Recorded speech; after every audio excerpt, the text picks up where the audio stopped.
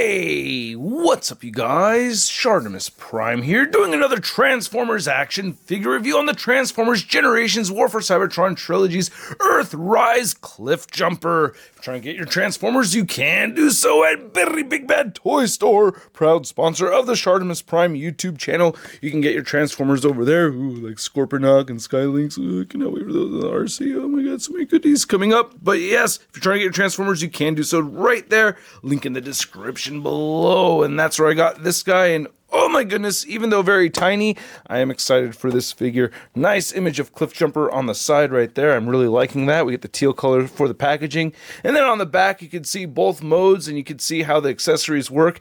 These little panels right over here, you could clearly see that they are a light gray color. They're black on the figure, not a big deal, it doesn't bother me. And then on the side you can see an Earthrise image right over there, and then not much more on the top or bottom. So let's get to it and crack this thing open. And here's Cliffjumper in his water gliding mode, right? That's the water transport mode from, I think it was like those first 3 episodes, if I remember just off the top of my head.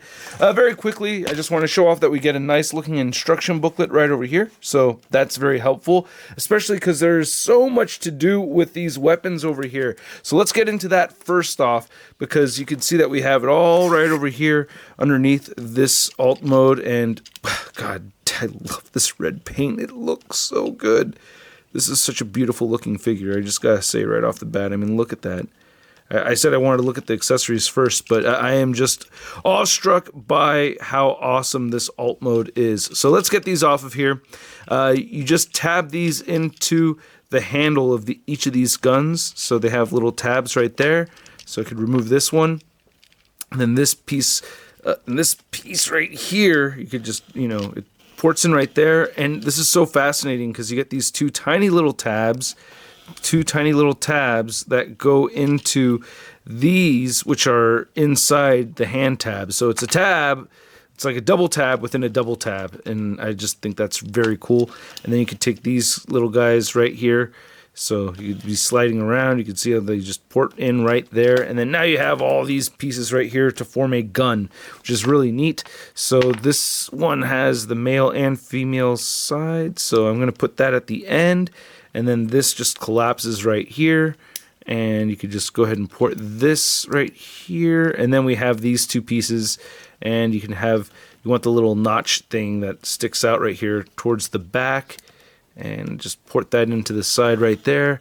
And right, going the wrong way, and right over here. Then the directions say trim this off to the side. You get a port on the top of Cliffjumper, and then boom, you have this other blaster rifle type mode, which is pretty awesome. So I like that. That's kind of neat. But I do prefer the other look with all the pieces on the sides and stuff. But overall, I do prefer this look right over here where we just see him in his alt mode. I don't know exactly what car this is supposed to be or anything, but it is pretty awesome looking. There's this very matted, beautiful red paint that we're getting throughout that I just absolutely love. It's just quite stunning. I really like it a lot.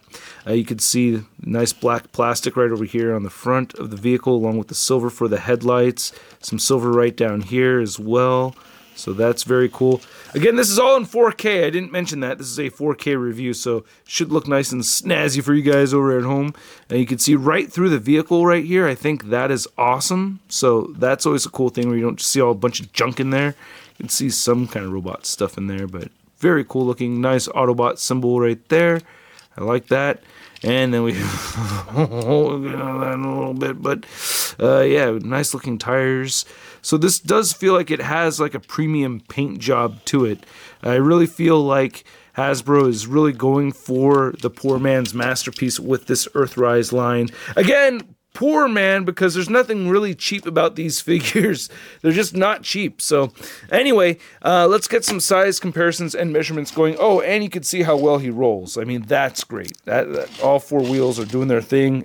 oh, I got to reach all the way over. So that makes me happy to see. So measuring this out, you can see it's about 4 inches across and only about 1.5 inches tall. So a very, very tiny figure. Let's get some comparisons out here. You can see we have Off-Road Studio Series Bumblebee, and these are more or less the same size. Studio Series Bumblebee is a little bit larger, so this is a deluxe figure, and I guess this is too. We're just living in a world with smaller figures these days. And I also had a my freaking red alert right over here. And oh, jeez, sorry guys. Okay, yeah, see, this is what happens when things don't get edited. Things get knocked over and thrown around. But you could see yeah, come on, red alert. There you go. And yeah, there that goes. So you can see those two side by side right there.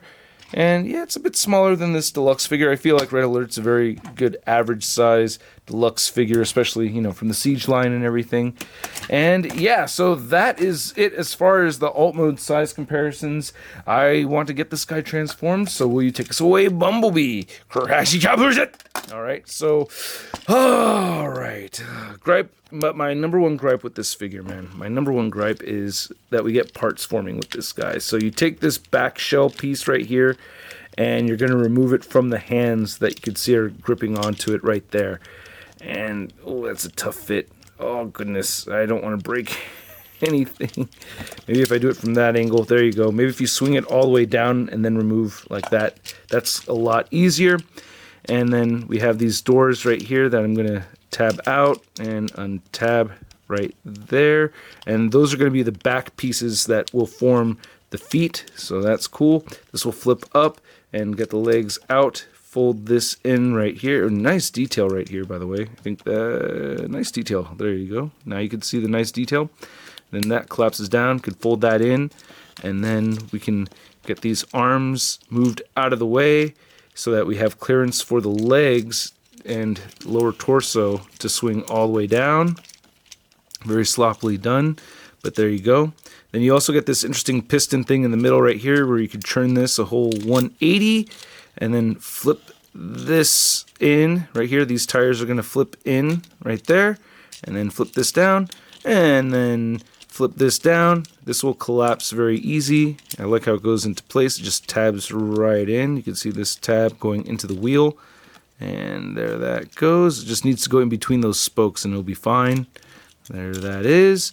And then now we pretty much have Cliffjumper. Just rotate the arms down properly.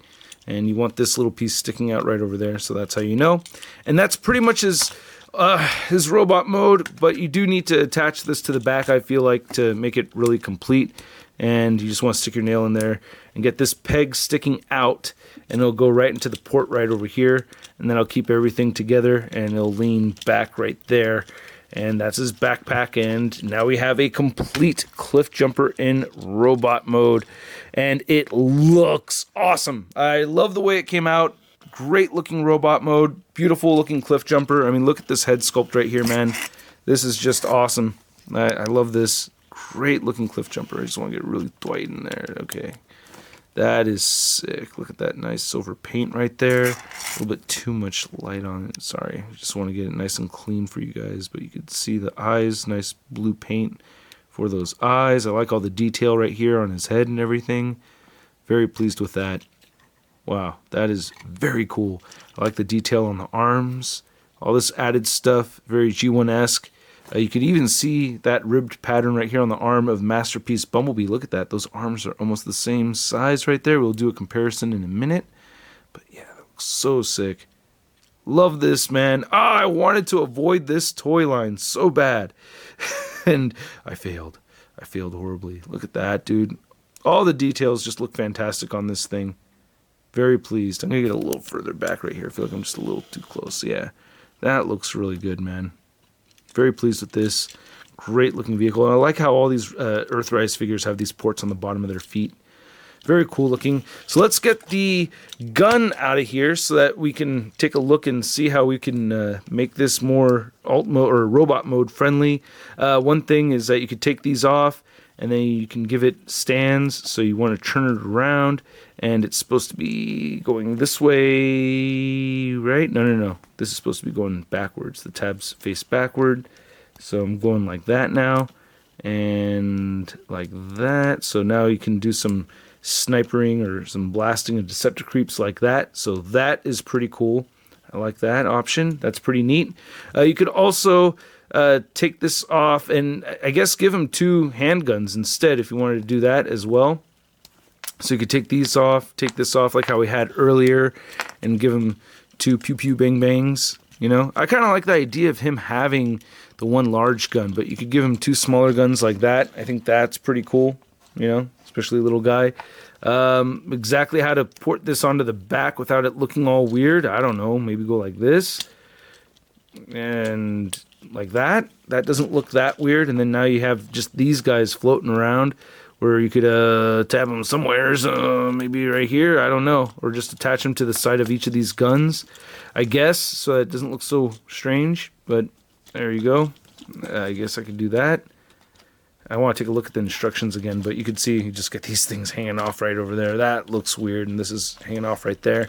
So that does look a little bit strange. Let me look at the instruction booklet again, because usually they explain... Oh, okay. No, they... yeah, there you go. Oh, attach that thing on the side of the arm. Oh, that's not that much better. And they have those little panel things that I have on the side of the gun. Just, yeah, it's kind of like that in the instructions. Instead of... I actually like this idea more. I don't know why they want to do the whole thing about tabbing it to the side of the arm. I guess, yeah. That's, oh God, does that, I don't even know how that would properly work. I mean, geez, that's so weird. So yeah, I like my idea of having it kind of opened up right over here and just kind of folded across the top like that. I think that looks cooler. But, you know, as neat as it is like this, I do prefer having him holding the big gun. To go over articulation, let me get this out of here so that we can talk about that really quick. Right, and get yourself focused, man. There you go. Focus, and you can turn the head side to side. He will look up a little bit and not down at all.